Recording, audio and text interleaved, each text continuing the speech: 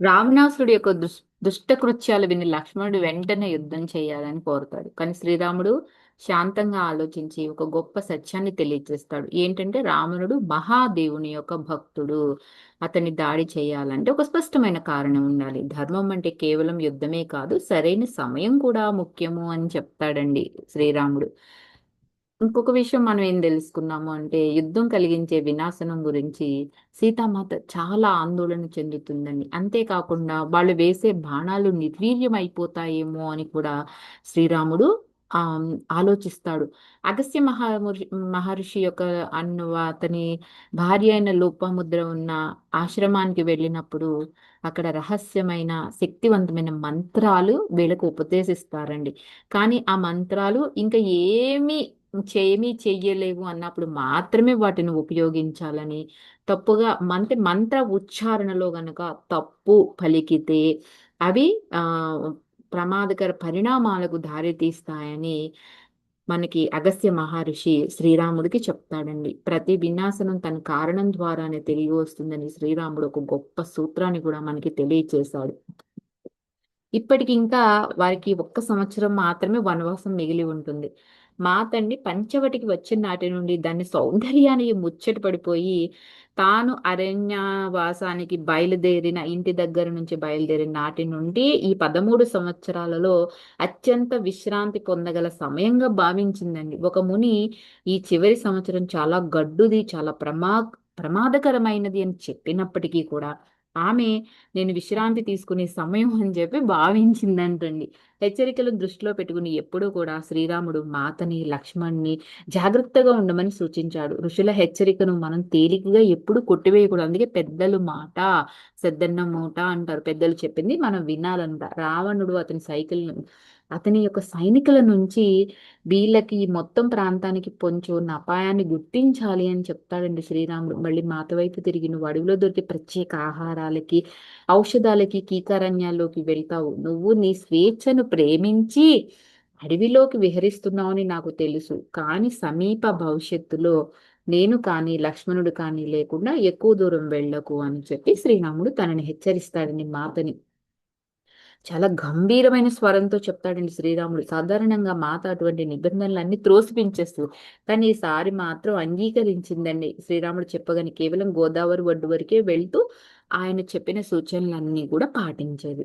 శ్రీరాముడు రావుని సైన్యాధ్యక్షులు ఒకరిని ఎదుర్కొని చంపి ఆ ఎక్కువ కాలం కాకముందే మళ్ళీ ఇంకొక సైన్యాధ్యక్షుడు వస్తాడండి వీళ్ళ మీద యుద్ధానికి. అతను కూడా చంపబడతారు. రామలక్ష్మణులు బాణాలకు ఒకరు వెనుక ఒకరు వాళ్ళిద్దరూ హతులయ్యారు. అయితే ఆ యుద్ధాలు ఎంతో క్రూరంగా ఉండేవి. శ్రీరాముడు వారు ఉపయోగించే ఆయుధాలని అంతకు ముందు ఎప్పుడు తెలియవి, తాను ఎప్పుడు చూడలేదు, వాళ్ళకి తెలియనివి అని చెప్పి ఆయన గ్రహించాడు. ఆయన వాటిని పట్టించుకోవడం ఎక్కువైంది. అలాగే సీత కూడా అన్ని విషయాల గురించి బాగా తెలుసుకుంటూ ఉంది. మరి లంకలోకి వెళ్ళాలి, రావణాసురుని మార్చాలి కదా. సోమ ఆగి కళ్ళు తెరుచుకుంటుందండి. ఇదంతా కూడా ఇక్కడ అయోధ్యలో ఉండి అనుభూతి చెందగలిగిందండి సోమ. అక్కడ ఏం జరుగుతుంది అనేది.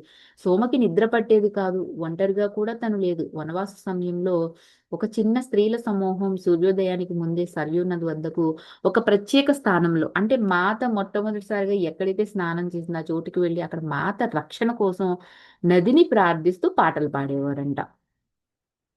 మాత వెళ్ళిన తర్వాత ఈ సంగతి విన్న సోమ మాత గురించి, మిద్దుల నుండి వచ్చిన మహారాణి గురించి వాళ్ళకి ఏమాత్రం తెలియదు. అయినా సరే అయోధ్య స్త్రీలు ఆమె కోసం ప్రార్థించడంలో ఎంతో చలించిపోయిందంటండి. సంవత్సరాలు గడిచే కొద్దీ నగరంలోని అనేక మంది స్త్రీలు ఉదయపు ప్రార్థనల కోసం నది వద్దకు వెళ్ళేవారంట. వారి మధ్య సోమకి ఎంతో హాయిగా ఉండి మాట్లాడకుండా వినడానికి వెళ్ళేది. తను వచ్చినట్లే అసలు తెలియనిచ్చేది కాదు. తను ఆ గానం ఎక్కడి వరకు వినబడుతుందో ఆ చివర అంత దూరంలో కూర్చునేదండి. రాకుమారి సీత కోసం వారెన్నో మధురమైన గీతాలు పాడేవారంటండి. అవి సోమకి కంటి వెంట నీరు తెప్పించేవి. ఆ విధంగా ఆ చివరి సంవత్సరాలు గడిపిందంట. సోమ మళ్ళీ కళ్ళు మూసుకుని కథను కొనసాగిస్తుందండి.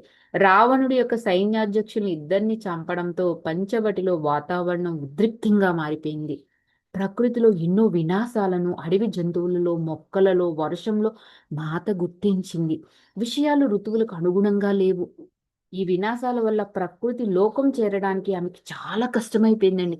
ఆమె చుట్టూ ఎగురుకుంటూ తిరిగే ఆ పక్షులు ఏవైతే ఉన్నాయో ఇప్పుడు ఎక్కడో దాక్కుంటున్నాయి. ఇంత పూర్వం ఆమె నదిలో స్నానం చేస్తూ ఉంటే చేపలు చేతుల్లోకి వచ్చి ఆడుకునేవి. కానీ ఇప్పుడు అవి లేవు. అసలు దీనికి అందరికి కారణం ఏమిటని గోదావరి దేవిని సీతామాత అడుగుగా ఆ నదీమాత రావణి మనుషులంటండి మళ్ళీ గోదావరిలోని ఆ నదిలో నీరు ఉంది కదా, ఆ నీరు తోడేస్తామని భయపెట్టడంతోనంటండి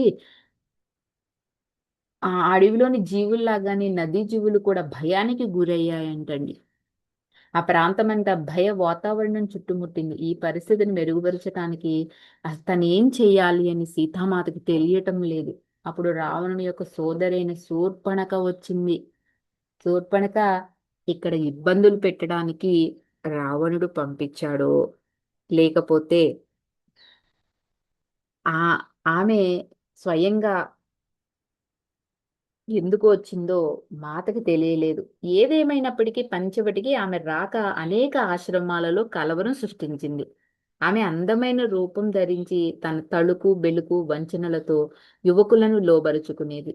మాత శ్రీరాముడు కొన్ని ఆశ్రమాలు సందర్శించినప్పుడు కొందరు చురుకైన విద్యార్థులు ఒక అందమైన స్త్రీచే లోబరుచుకోబడి ఆశ్రమం నుండి వెలివేయబడుతున్నారు అనడం అనే ఒక విషయం విని, ఎందుకంటే అందమైన స్త్రీకి లోబరుచుకుంటంతో ఆశ్రమం నుంచి వెలివేయబడుతుంతో వాళ్ళందరూ నిస్పృహతో వెళ్ళిపోయారు అని విన్నారు. ఈ ఇబ్బందుల వల్ల లక్ష్మణుడు కలత చెంది నిద్రపోలేకపోయేవాడు. వారి ప్రయాణం అంతట్లోనూ వారు ఒక విధానం లక్ష్మణుడు ఏం చేసేవాడంటే రాత్రంతా మేలుకుని కాపలా కాయటాన్ని పెంపొందించారు. శ్రీరాముడు మాత సూర్యోదయంతో నిద్ర లేచినప్పుడు లక్ష్మణుడు కుటీరంలోకి వెళ్లి విశ్రాంతి తీసుకునేవాడు. వారు శ్రీరాముడు సీతాదేవి స్నానం ధ్యాన సాధన అయిన తరువాత మాత ఉదయం భోజనం సిద్ధం చేసేది. లక్ష్మణ్కి ఎక్కువ నిద్ర అవసరం లేదండి, కొన్ని గంటలే చాలన్నమాట. అయితే పంచవటికి వచ్చిన నాటి నుంచి అతని కంటి మీద కునికే లేదు. అతని విచక్షణపై పనిచేసిందంట. ఇది మాతపై ఎక్కువ భారాన్ని మోపిందండి. ఆమె అన్ని రకాల నివారణ ఉపాయాలు ప్రయత్నించింది కానీ లక్ష్మణుడికి ఏమీ ఫలించలేదు. ఒకనొక ఉదయం ఆమె నది ఆవల ఒడ్డున సరైన మొక్క ఉంది అన్న ఒక ప్రగాఢమైన గ్రాహ్యతతో, అంటే ఆమెకు గుర్తించింది అక్కడ మొక్క ఉందని, నిద్ర లేచిందంటండి. అది కుటీరం నుంచి చాలా దగ్గరలోనే ఉంది. ఉదయం భోజనం తర్వాత లక్ష్మణుడు విశ్రాంతి తీసుకునే ప్రయత్నం చేస్తూ ఉండగా రాముడు ఏం చేశాడంటే పక్క గ్రామంలో సూచనలు ఇవ్వటానికి వెళ్ళినప్పుడు సీతామాత ఒక్కటే బయటకు వెళ్ళాలని నిశ్చయించుకుంది. ముందే ప్లాన్ చేసేసుకుంది. అది చాలా దూరం లేదు కనుక తన దగ్గరలోనే ఉంటానులే, పర్వాలేదులే అనుకుందండి సీతామాత. మాత నది వద్దకు వచ్చి ఎట్లా దాటాలా అని అనుకుంటూ ఉంటే ఆమె కుమార్తె గోదావరి ఒక చోటు చూపించింది. అది దాటి రావడానికి అనువైంది అని చెప్పిందండి. ఆమె నదిని దాటి మొక్క కోసం వెతకసాగింది. మళ్ళీ గోదావరి దేవి కల్పించుకుని ఆమె వెతికే మొక్క సమృద్ధిగా లభించే పాయ ఉందని చూపిస్తుందండి.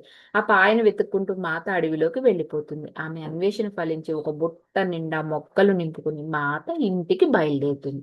ఇంతలో హఠాత్తుగా పక్షులు కోతులు ఇంకా అడవి శబ్దాల మధ్య ఒక స్త్రీ స్వరం ఆమెకి వినబడింది. ఆ శబ్దాలు దాదాపు ఏడుస్తున్నట్లుగా మాతని పిలిచాయి.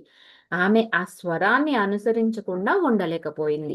అది ఎక్కడికి తీసుకెళ్ళిందంటే ఒక పాడుబడ్డ కుటీరాన్ని చేరింది. ఒక యువతి దాని బయట పార్వతీదేవి విగ్రహం ముందు అనేక పుష్పాలతో పూజిస్తూ కూర్చుని ఉంది. ఆ స్త్రీ పార్వతీదేవిని ఎంతో విషాద స్వరంతో ప్రార్థిస్తూ ఉంది. ఆ పవిత్ర శబ్దాలలో అలుముకుని ఉన్న విచారం మాత కళ్ళల్లో నీరు తెప్పించిందండి. ఆమెను కదిలించకూడదు అనుకుంటూ మాత ఆమె కొన్ని అడుగుల దూరంలో కూర్చుని ఉంటుంది. ఆ మంత్రాలు వినే కొద్దీ ఆమె ధ్యాన స్థితిలోకి సీతామాత ప్రవేశిస్తుంది. హఠాత్తుగా మంత్రోచ్చారణ ఆగిపోయి ఒక సన్నని దయనీయమైన ఏడుపు సీతామాతని ధ్యాన స్థితి నుంచి బయటకి తెచ్చింది.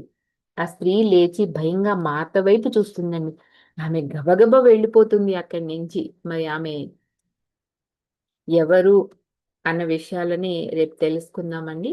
Thank you for watching. Like చేయండి, షేర్ చేయండి, మీ విలువైన అభిప్రాయాలన్నీ కూడా తెలియచేయండి.